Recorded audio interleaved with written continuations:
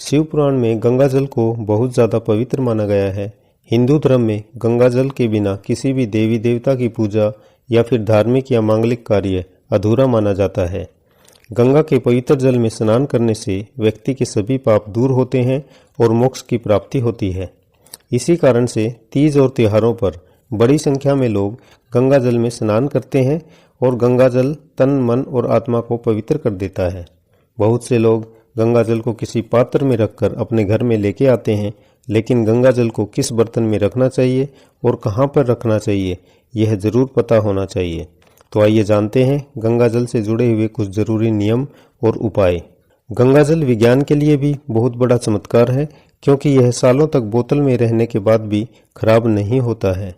जिस घर में गंगा जल रखा होता है वहाँ पे सकारात्मक ऊर्जा का वास होता है और उस घर में सुख और शांति बनी रहती है। गंगा जल को कभी भी प्लास्टिक के बर्तन में भरकर नहीं रखना चाहिए। गंगा जल को कभी भी किसी अपवित्र स्थान पर भी नहीं रखना चाहिए। पूजा में प्रयोग किए जाने वाले गंगा जल को हमेशा तांबे या कांसे के बर्तन में डालकर रखना चाहिए। तरक्की और सफलता पाने के लिए गंगा जल को हमेशा अपने पूजा स्थल और किचन में जरूर रखना चाहिए। गंगा जल सबसे ज़्यादा पवित्र और पूजनीय माना जाता है। इसे हमेशा अपने घर के ईशान कोण, उत्तर पूर्व दिशा में किसी साफ जगह पर रखना चाहिए या फिर घर के मंदिर में उत्तर दिशा में इसे रख सकते हैं। किसी भी अंधेरे वाली जगह पर गंगा जल को कभी नहीं रखना चाहिए। यदि आपके पास कम मात्रा में गंगा जल है तो आप इसे किसी साफ जल में मिलाकर इसे बढ़ा सकते हैं। फिर इस जल को आप गंगा जल की तरह ही प्रयोग कर सकते हैं। गंगा जल को कभी भी जूते चप्पल पहनकर या झूठे हाथों से नहीं छूना चाहिए। ग्रंथों में बताया गया है कि गंगा जल बुद्धि को बढ़ाने वाला है और पाचन तंत्र को मजबूत करने की भी शक्ति रखता है।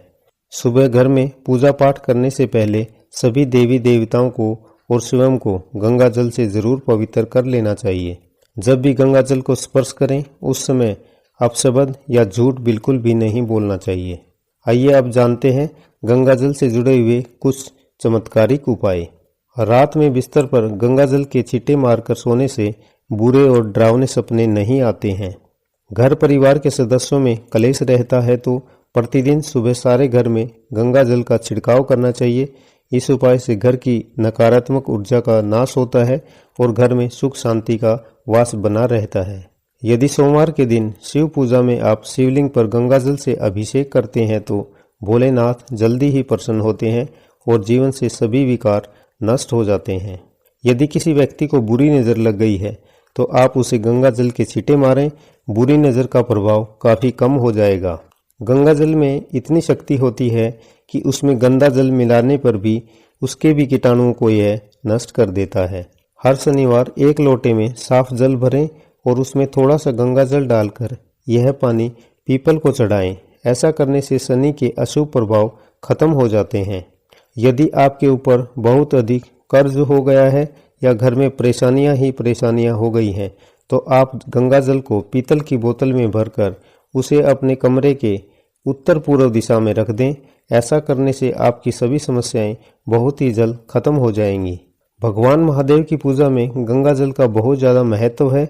शिव पुराण में भी बताया गया है, यदि कोई व्यक्ति प्रतिदिन शिव की जटाओं से निकली हुई गंगा के पवित्र जल को शिवलिंग पर अर्पित करता है तो उस पर महादेव शीघ्र प्रसन्न होते हैं और सभी मनोकामनाएं पूर्ण होती हैं। अगर आपके घर में नकारात्मक ऊर्जा का वास हो गया है या फिर कोई न कोई नुकसान या अपशकुन होता ही रहता है तो आप हर रोज घर के सभी कोनों में पवित्र गंगा जल का छिड़काव जरूर कर लें। ऐसा करने से वास्तु दोष खत्म हो जाता है। यदि कोई व्यक्ति किसी बीमारी से परेशान हो या फिर परिवार में कोई न कोई सदस्य बीमार ही रहता हो तो पुराणों के अनुसार उसे गंगा जल का नियमित सेवन करना चाहिए। ऐसा करने से व्यक्ति को आरोग्य की प्राप्ति होती है।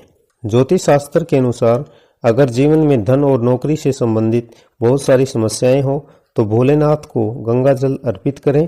गंगा जल को पीतल के लोटे में डालकर इसके बाद उसमें बेलपत्र और कमल का पुष्प डाल लें और भोलेनाथ को अर्पित कर दें। ऐसा करने से घर में सुख शांति का वास होता है और साथ ही नौकरी से जुड़ी हुई सभी समस्याएं भी दूर हो जाती हैं।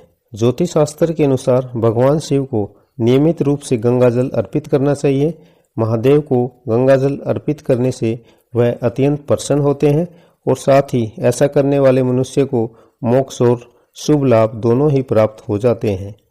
आज के लिए बस इतना ही। अगर आज की यह विशेष जानकारी आपको अच्छी लगी है तो वीडियो को लाइक करें, शेयर करें, चैनल को सब्सक्राइब करें। मिलते हैं नेक्स्ट वीडियो में, तब तक के लिए नमस्कार। जय श्री राम।